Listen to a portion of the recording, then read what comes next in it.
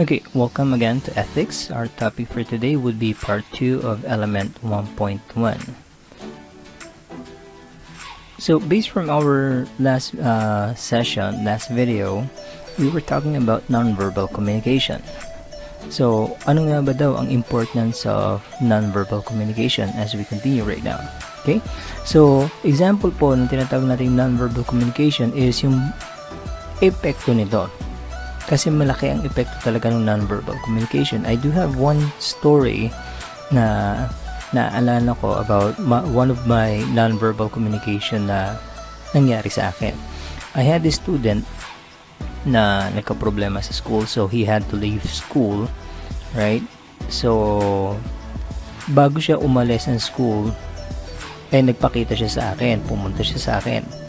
So bago siya umalis, so nagsabi na siya ng paalam niya, and then hindi ko rin alam, but I hugged my student, niyapos ko siya, right? And then umiyak siya. So yung problema niya malala talaga. So nagulat din daw siya after noon na naiyak daw siya kasi yung expression daw nung simpleng pagyapo sa kanya hindi niya raw ina-expect na mula sa akin. So sabi niya, naalala niya tatay niya. Actually kakapanaw lamang ng parents niya, both of his parents, and then may nangyari nga hindi pa maganda sa school, and that is why he needed to leave. So yun yung isang example ko lamang ng tinatawag ng effect of what we call nonverbal communication, kasi it has a positive effect kung sakasakali daw yung nare-reinforce nito yung gusto mong ipakitang emotion or yung gusto mong ipakitang information. Negative naman siya kapag sakasakaling kabaliktaran naman, right? Nagsabi ka ng welcome to IS, ganyan, we're happy to serve you, and then nakasimangot yung taong nagsasalita sa iyo. So negative yung impact, at ang laki din po ng ibig sabihin nun or para sa taong sinasabihan or ginawa ng ganon. Now, when we say nonverbal communication, bukod po sa written, we also have what we call yung mga tinatawag nating body languages. Ano-ano raw yun? Example naman would be yung kung paano tayo tumayo, kung paano natin gamitin yung mga space natin, paano tayo magsalita, mga damit na sinusuot natin, mga facial expressions natin. So those are just a couple of what we call nonverbal communication or body languages na pag-uusapan natin ng mas in-depth mamaya. Okay. Next naman po, pero ano nga ba daw yung mga examples or mga tinatawag nating nonverbal communication or mga gestures natin? So yung mga gestures natin can be categorized to a couple of things. So in our module, we refer to them as major aspects of nonverbal communication. The first one is what we call emblems. Madali rin itong tandaan kasi ito yung mga bagay or mga gestures na kilala ng karamihan. For example, pag sinabi natin tinaas natin ang kamay natin, right, to indicate stop, pwede rin to indicate yung to hurry, etc. So those are examples po of what we call emblems. Then we also have what we call illustrators. Itong illustrators naman ay pwede nating sabihin unique sa bawat individual. For example, Pangulong Duterte, kapag siya ay nag-i-speech, madalas siya ay nakapangalumbaba. Okay? Fidel V. Ramos always has a tobacco on with him pagka sila ay nagpapapicture or nagsasalita. Yan. Then we also have what we call affect display. Si affect display naman basically shows kung ano yung nararamdaman ng isang tao during a certain point of time. So napapakita niya dito na naapektuhan siya about a certain activity or a certain situation. Okay? Next, regulators. So sabi nila, everyone expresses himself or herself using regulators. Sir, is this similar do sa nabanggit kanina? Medyo similar yung unique para sa bawat isa, but ito makikita rin naman natin sa iba. So example will be the nod, stance, gaze, your vocal pitch, and raise eyebrow. So when we say raise eyebrow, isang tao lamang naaalala ko, si Dwayne The Rock Johnson. So, yung expression niya yun is signature move niya or signature na ginagawa niya. At iyon ay isang example ng regulator. Next naman po, we also have what we call adapters. Itong si adapters naman po ay yung mga nagagawa natin unconsciously because tayo ay ninenervyos, natatakot, etc. So, katulad na lamang ng pagkuyakoy ng paa habang tayo po ay kinakausap ng mga pulis, kinakausap ng teacher pagka tayo ay kinakabahan, meron tayong nagagawa certain thing. For example, yung iba kinakagat daw yung kuko, yung iba nagkakamot ng ulo, etc. Okay? Next naman po. Next naman would be yung tinatawag nating pagbabasa nung galaw ng katawan. So ito yung tinatawag nating kinesics. So kinesics is the art of or science of decoding the body's language, or yung pag-intindi natin sa mga ibig sabihin daw ng mga galaw ng katawan. Okay? So mga bagay daw na dapat nating i-consider daw po sa pag-aaral ng kinesics. Una ay yung space. Okay? Ito ay mayroong direktang impluwensya or ibig sabihin daw po sa mga taong nakapaligid sa iyo. For example, the bigger the office you have, mas malaki daw ang kapangyarihan mo. Tama naman, sa isang kumpanya kapag may-ari o kaya yung presidente, sila yung pinakamalaki opisina. Okay?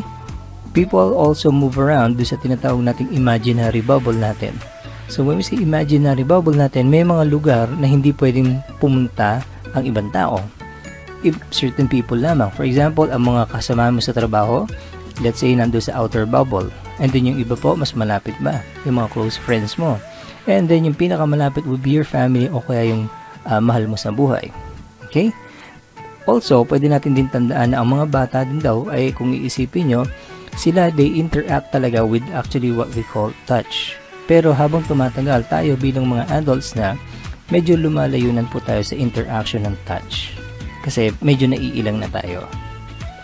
Okay, next up. So, next up po sa reading body language will be the orientation and posture. So, mahalaga din po ito kasi halimbawa po, ikaw po ay ini-interview. Hindi po ba mas nakakakaba kapag yung orientation ng upuan ay nakaharap sa iyo? Okay? So, pag nakaharap sa iyo, confrontational, so nakakatakot. Minsan naman po, yung ating stance could also indicate po nung nais natin mangyari. For example, ito. So, ito ay confrontational, magkaharap. At also, yung pagkakatayo, yung the way they stand, alam naman po natin na doon po patungo yun. Okay? Next naman po, standing side by side. So, kapag tayo daw ay nasa kumpanya at tayo daw ay magkakatabi, parang mas malapit daw ang ating ang ating loob sa mga taong kasama natin. Komportable tayong nakikipagtrabaho sa kanila when we stand side by side. Hindi po yung nasa likod ka nung isa o kaya magkaharapan kayo. So again, like I said, kapag magkaharap, maaaring sabihin natin maaaring confrontational yung scenario na yon. Okay? Pero pagka magkakatabi habang nagtatrabaho, parang mas komportable yung magtrabaho po. So, yun po yung ibig sabihin na kapag ang mga kasamahan nyo, katabi nyo silang nagtatrabaho, they're comfortable with you. Okay?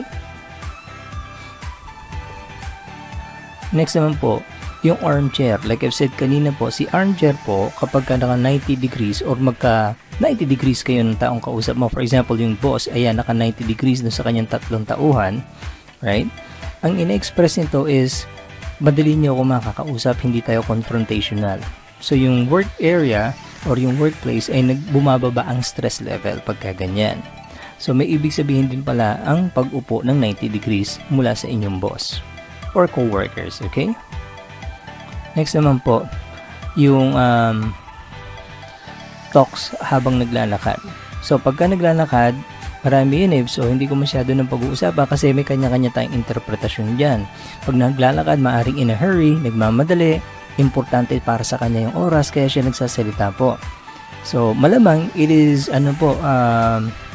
very, very important kung bakit siya nagsasalita habang naglalakad. Porque minsan naglalakad naman talaga tayo ng nakikipagkwentuhan sa ibang tao. So, malawak to, kaya hindi muna natin siya masyadong pag-uusapan. Okay? Pero, pag-usapan naman natin about yung tinatawag nating facial expressions. So, when we say facial expressions, isa sa mga pagbabagsahan natin or pagtitignan natin would be what we call the eye movement. Okay? So, ito muna unahin natin, eye movement. Si eye movement kasi ginagamit ng mga psychologists, ginagamit ng mga police, mga detectives, para daw malaman kung nagsisinungaling ang isang suspect. Also, ang mga psychologists, ayun din po yung naisip nila. For example, yung picture natin na nakikita nyo ngayon. So, for example, visual remembrance or remembered. So, ibig sabihin, yung eye mo daw, pagka nasa upper left corner nakatingin, meron kang inaalala. Pero pagka nandun naman sa right side, visual contracted. Ibig sabihin, constructed. Ibig sabihin, hindi raw totoo ang ang sinasabi or iniisip na isang tao. So, those are just two of the many images na pwede natin hanapin po sa Google para mas maintindihan natin yung eye movement. Isa sa mga pinaka-paborito ko would be yung pag-dart ng mata mula sa left papunta sa right. Ibig sabihin nun is nakatingin siya sa bottom right o bottom left and then titingin siya sa bottom right pag tinatanong mo ng question. Kapag ganun daw, ito daw ay isang senyales na siya daw ay nagsisinungaling. Okay? Next. Long periods of nga pala, yung pagtingin din ay maaari natin ma-interpret in many ways. So kapag ang isang tao ay nakatingin sa iyo ng matagal, maaaring gusto niya maging intimate sa iyo. Friendly siya sa iyo. Pero yung pag hindi naman pagtingin sa isang taong kinakausap mo, like I've said in Tagalog, kabastusan naman.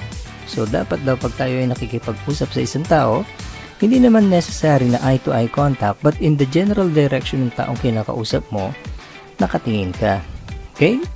So, hindi siya kinakailangan ng psychology doon, right? Okay. Next naman po. Reading body language pa rin tayo, but now, gestures naman tayo. So, when we say gestures, ito yung mga ginagawa natin, like I've said, yung katulad ng mga emblems kanina, ginagawa natin to express emotions o kaya a certain thing during a point of time. Okay? So, katulad na lamang po ng pointing. Si pointing, maaaring tanggapin natin as rude o kaya maaari din naman natin tawagin na okay lamang. Pero I do remember one thing na tinuro sa akin ng isa kong malapit na co-teacher is pagka ikaw nagturo, isang daliri lang nakaturo sa ibang tao, samantalang 4 na daliri ang nakaturo sa iyo. Okay? So, isa yun sa mga lessons na tinuro niya sa akin, and then, na-confirm ko sa iba naman din nating co-teachers. Na kapag nagpo-point tayo, mas mainam daw using your palm. Buong kamay daw ang gamitin mo pang turo, hindi isang daliri lamang. So, one thing na natutunan ko yun, so medyo bastos daw sa ibang customs, yung tinatawag natin pointing. So, mas mainam daw pagka buong palad yung ginagamit mo to point out to something. Okay? Next naman po, throwing up hands pagka tayo daw ay naaalarma. So, tama naman. Ito ay commonly ginagawa ng mga kababaihan, but minsan nagagawa din ng mga lalaki kapag nagugulat. Okay? Next naman po, yung tinatawag natin moving your hands po to indicate, emphasize something. For example, yung picture nito. So, pinapakita natin na eto po yung gusto mong makita, eto po yung sinasabi ko. So, this is just an example po ng tinatawag nating gesture. Okay? I don't know kung ginagawa natin to in real life, but eto siya. Nagagawa natin siya from time to time siguro. Next naman po, yung tinatawag nating use yung gesture na to na nagpapakita naman daw po ng extreme emotion. Minsan tuwa, meron naman pong gesture tayo kapag galit na galit tayo. So those are examples po lamang ng tinatawag nating gestures. Okay? Here's another example po, yung yung mirroring the stance of another person. Ito po ay maganda rin, pero meron din pagkakataon na creepy. Pag ginagaya mo daw isang tao, nakakatuwa kasi parang compliment siya. Pero pagka ginagaya mo siya ng matagal, maaari maging sarcastic naman po ang tingin ng taong ginagaya mo. So again, pag-aralan din po natin kung kailan po dapat natin gagawin yung mga bagay na yan. Okay. So, sa reading body language, hindi naman po lahat yon ay nakikita natin. May pagkakataon na nadidinig natin. Or in this case, hindi natin nadidinig. Kasi yung silence daw, sabi nga nila, is golden. Pero, may pagkakataon naman talaga na hindi naman talaga daw mainam ang silence. Kasi pag long periods of time daw, awkward na to at minsan nakakahiya. In the call center industry, we refer to this as dead air. Okay? So kapag ka dead air naman daw po, nakakahiya kasi parang ayaw mong kausap yung guest. Okay? So again, yung silence or the absence of movement, maaari po maging another way of expressing something. Okay? Another reading of the body language which is not tangible is what we call time. Si time naman po, maipapakita natin dito kung gaano ka-importante yung bagay na ginagawa natin or yung taong kausap natin. Kasi kapag ang isang bagay daw, pinahalagahan natin, right? For example, yung class o kaya yung trabaho to come in on time, pinapakita mo na mahalaga po yung dalawang bagay na yon. Okay?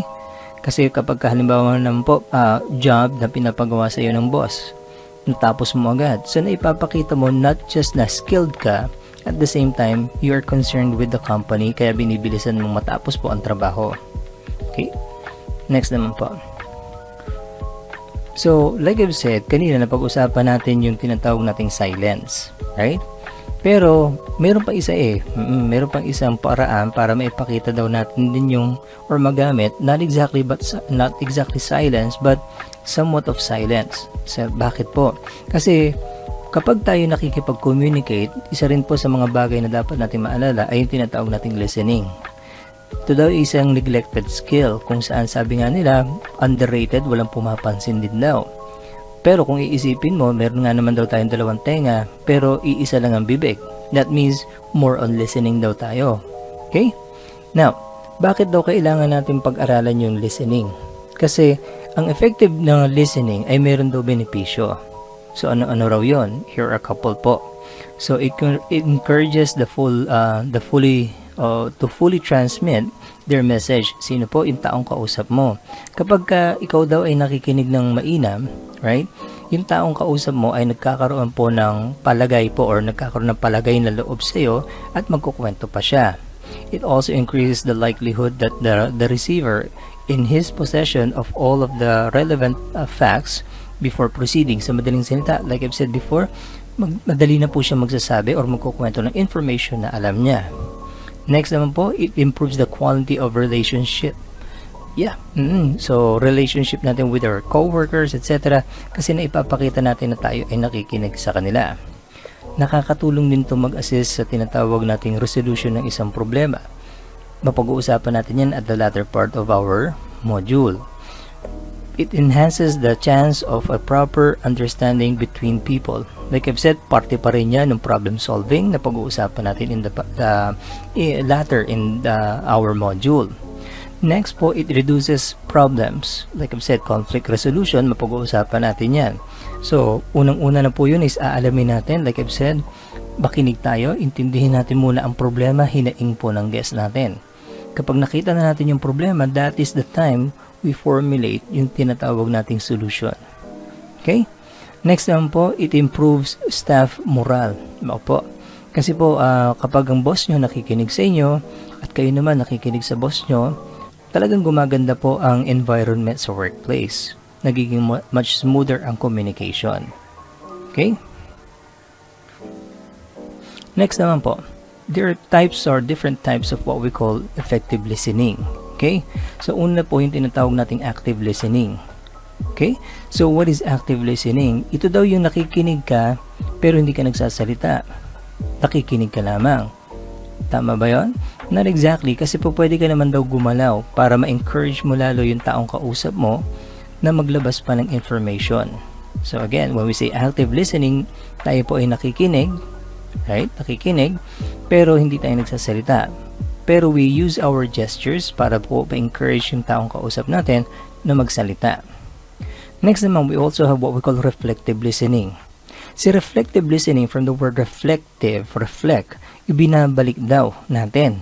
So, ibig sabihin po, kapag may kausap tayo at nagsasalita siya, nagkukwento siya, we encourage that person po na magsalita by also reflecting yung mga binabanggit, repeating the things na sinabi niya.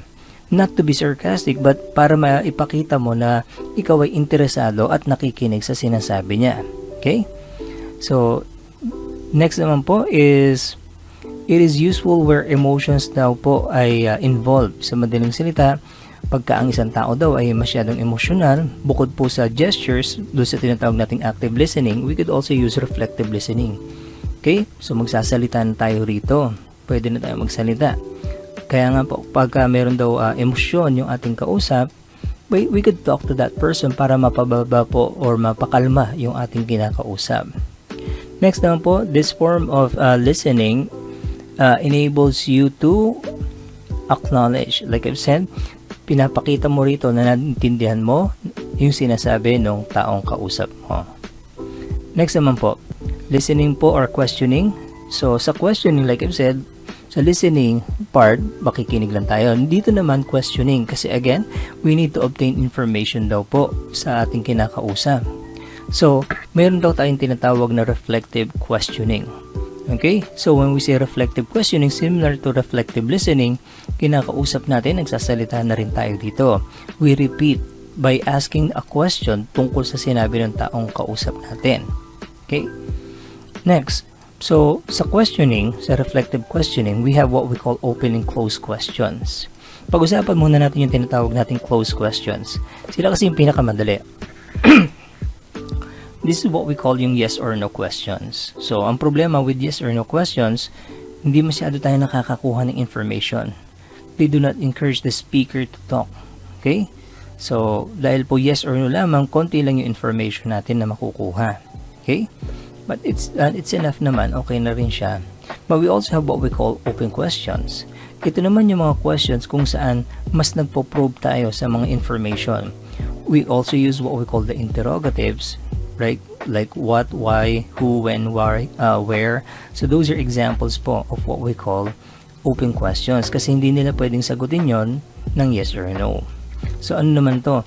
So ito nga po daw ay mas malalim na pagtatanong para makakuha ng information. But be careful with this one kasi baka masyadong probing, mainis naman po yung taong kausap mo. Okay, next naman po. Things that we need to do para daw mas maging effective ang ating pakikinig. Una daw, kailangan daw ihanda natin ang sarili natin sa pakikinig. Alam ko po minsan may pagkakataong ang hirap, especially kapag inaantok ka, puyat ka, busy ka, may ginagawa ka at gusto mong matapos ang trabaho mo pero kinakausap ka ng kasamahan mo. So we need to prepare ourselves. We need to become interested sa ikukwento ng isang tao. I don't know how but magagawa naman natin to na maging interested. Find a way how it connects to your life para maging interested ka. You should also open your mind sa mga binabanggit po sa iyo ng kausap mo. For example, sa nakalipas na tinatawag po nating elections. For me, tulad ko ako at ang mga estudyante ko, nagkakaroon kami ng conversation patungkol sa politics. Palitan kami ng mga sinasabi, etc. But hindi namin pinipilit sa isa't isa yung gustong mangyari or yung pinipiling candidate ng isang tao. Like I said, yung gusto ng estudyante ko, hindi nila ako pinipilit. Ako naman hindi ko rin pinipilit. Nagpapalitan lang kami ng information. Okay? Now, next naman po, we could identify the main idea. Okay? So, nag-uusap tayo, we need to identify ano nga ba pinag-uusapan natin para tayong lahat, sa conversation is on board kung ano yung pinag-uusapan at hindi po tayo naliligaw sa ibang topic. Also, listen critically. Ibig sabihin, makinig mabuti. Do not get distracted. Huwag kang masyadong, again, magpapadala sa ibang bagay-bagay o ibang tao na nandoon din po sa lugar na yon. One more thing, ito napakahalaga kasi bilang estudyante, we should also do this. We should also take notes.